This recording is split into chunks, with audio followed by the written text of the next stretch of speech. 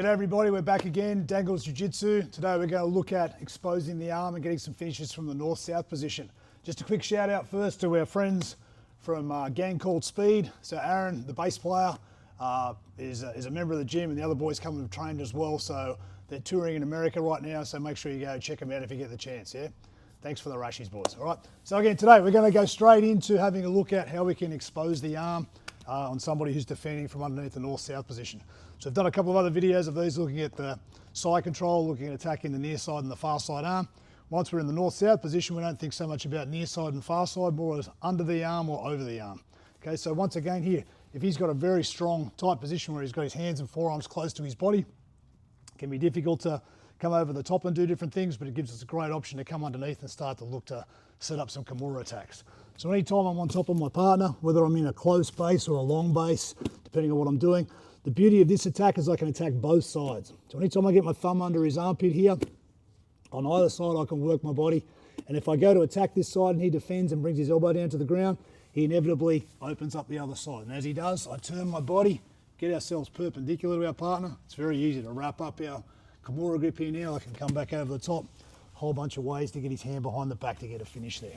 Okay, so that's one really solid classic, if you like, for attacking from the north-south position, something you see people doing for decades now, yeah? So from here though, again, a lot of times he won't just want to sit there with his hands in close.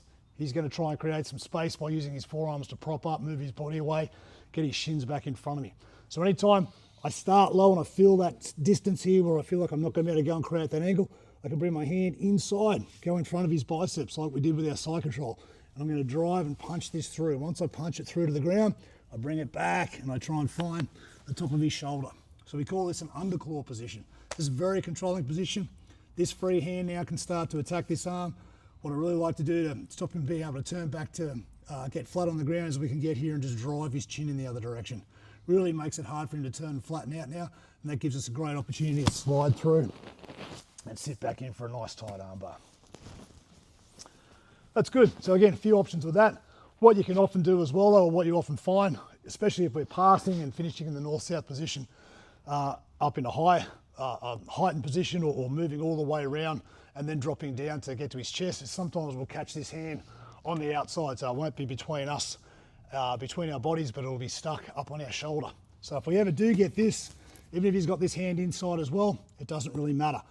This is a great opportunity again to try and look to set up a strong armbar. So I come underneath his arm again, but this time I'm going to try and drive my head and his arm all the way over towards his far hip. So I drive all the way through here.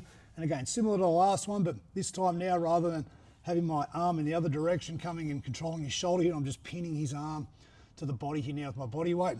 Same thing again, I can press on his face, I can control his far arm, I can control his elbow. Lots of good options to sit through and keep control and come back through to finish an armbar. That's good.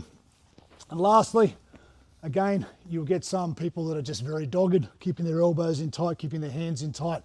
Doesn't matter what we're doing, we can't manage to get that space with our hands underneath here to be able to drive them through, get them on their side to open up for a Kimura style attack. When that happens, we're going to use our chest to come and bring our body weight right over on the center and then slide back down to drop this forearm down to the mat. So again, if we're here, often this is when I'm a little bit further along in terms of getting my head nice and close, whether I'm tripoding, whatever it is I'm doing to maintain the north-south position. But if I get here and I want to expose this arm, but I haven't had any success with those other movements, I'm going to put my chest to his chest and I'm going to drop everything back down to the ground here now. Again, as I slide everything back, a lot of pressure again. If you looked at our mount video, I take his hand basically across his shoulder, which makes it very a lot of pressure on his elbow, and now I can get that forearm stuck to the ground.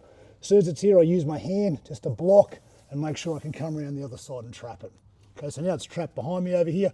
If it is, depending on what his reaction is, I might just sit here and pin him for a while and do something else. I could come back to the mount. But if the opportunity's there, I'm going to slide my arm through, come through, and I end up in a reverse head arm choke or a north-south head arm choke. Slide back down, get a good squeeze on for the finish. Okay, so once again, 4 good options there, different ways to attack, expose the arm from the north-south position and finish with some different submissions. So hopefully you get something out of that, and let us know if you have some success. Give it a go.